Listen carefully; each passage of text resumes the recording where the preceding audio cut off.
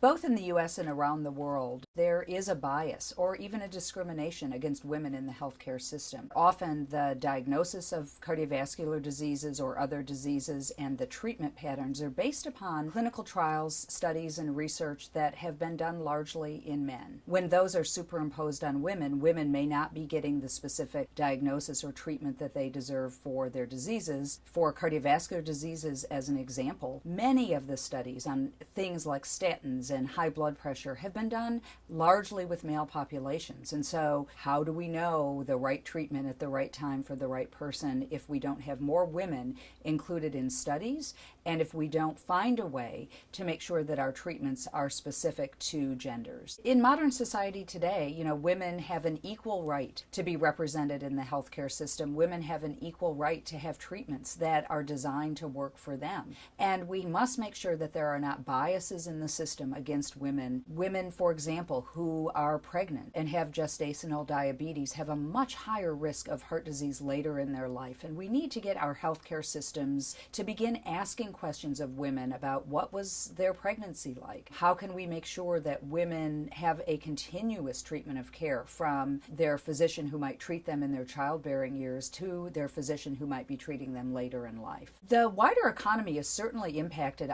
because of this bias. First of all, women may not be getting the right treatment. So that might mean multiple trips to the doctor, multiple medications that are tested before a woman gets to the right treatment. Secondly, some women aren't getting treated at all. And we know that the cost of delaying health care has a very significant disadvantage to the overall economy. Thirdly, we recognize that women who are in disadvantaged areas and may not have access to healthier food, safe places to exercise, may not be able to manage and control their risk of many diseases, will be disadvantaged, and the healthcare system will pay a very steep price. Stakeholders must come together and be willing to have the discussion that there is a bias against women in the healthcare system. There must be a roadmap for how we assure that women are included in clinical trials, that when new drugs and new devices are developed, that there are those that are able to work specifically for women. One example we often like to give is that for patients that have very significant heart failure and they may be waiting